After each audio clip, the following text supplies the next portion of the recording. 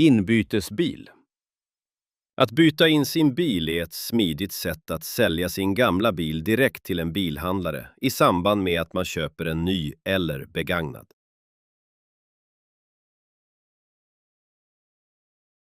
Hej! Välkommen till Kia. Linda här. Hur kan jag hjälpa dig idag? Hej! Jo, jag funderar faktiskt på att sälja min bil. En Sportage från 2019. Och kanske gå över till något nytt. Okej, nice! Sportage är ju riktigt bra. Vill du bryta upp dig eller mest kolla vad som finns? Lite både och faktiskt. Jag har sneglat på EV6. Den elektriska. Men jag fattar inte riktigt hur privatleasing funkar. Jag fattar. Det är många som undrar det. Egentligen är det ganska enkelt. Du betalar en fast summa varje månad och service och garanti ingår. Okej, så jag slipper tänka på det mesta. Precis. Det enda som tillkommer är typ försäkring och sånt. Och vinterhjul om man vill lägga till det. Jag kör ganska mycket ändå. Typ 1500 mil per år. Ja, men det är inga problem.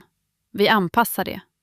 Med den körsträckan, EV6 skulle ligga runt, säg 5800 i månaden ungefär. Okej. Ingår laddbox hemma i det eller? Faktiskt ja. Just nu har vi en kampanj där laddbox och installation ingår. Det är rätt bra deal. Det var ju typ det jag var mest orolig för. Ja, exakt. Många tänker så. Och när leasingperioden är slut, du lämnar bara tillbaka bilen. Du slipper tänka på värdet. Det låter ändå väldigt smidigt. Du vet vad? Jag tror faktiskt det här passar mig. Jag kör på den där EV6. Härligt. Bra val verkligen. Ska jag fixa papperna så kan vi kika på din nuvarande bil också. Ja, gärna. Och en kaffe hade inte varit fel faktiskt. Självklart. Kommer direkt. Lyssna igen för att anteckna nya ord och öva senare. Inbytesbil. Att byta in sin bil är ett smidigt sätt att sälja sin gamla bil direkt till en bilhandlare i samband med att man köper en ny eller begagnad.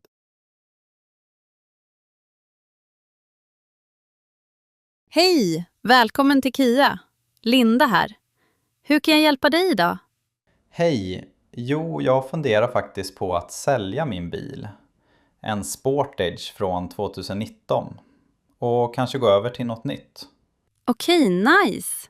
Sportage är ju riktigt bra. Vill du bryta upp dig eller mest kolla vad som finns? Lite både och faktiskt. Jag har sneglat på EV6. Den elektriska. Men jag fattar inte riktigt hur privatleasing funkar. Jag fattar. Det är många som undrar det. Egentligen är det ganska enkelt. Du betalar en fast summa varje månad och service och garanti ingår. Okej, så jag slipper tänka på det mesta. Precis. Det enda som tillkommer är typ försäkring och sånt. Och vinterhjul om man vill lägga till det. Jag kör ganska mycket ändå. Typ 1500 mil per år. Ja, men det är inga problem. Vi anpassar det. Med den körsträckan, EV6 skulle ligga runt, säg 5800 i månaden ungefär. Okej. Ingår laddbox hemma i det eller? Faktiskt ja. Just nu har vi en kampanj där laddbox och installation ingår. Det är rätt bra deal. Det var ju typ det jag var mest orolig för. Ja, exakt. Många tänker så. Och när leasingperioden är slut, du lämnar bara tillbaka bilen. Du slipper tänka på värdet. Det låter ändå väldigt smidigt. Du vet vad? Jag tror faktiskt det här passar mig. Jag kör på den där EV6. Härligt. Bra val verkligen. Ska jag fixa papperna så kan vi kika på din nuvarande bil också. Ja, gärna. Och en kaffe hade inte varit fel faktiskt.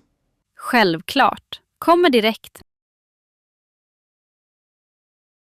Innan ni lämnar oss idag vill jag bara tipsa dig om att du kan gå in på alfrasvenska.se och göra ett gratis nivåtest för att se hur bra din svenska är. Jag lägger länken till hemsidan här under videon så att du enkelt kan hitta till testen.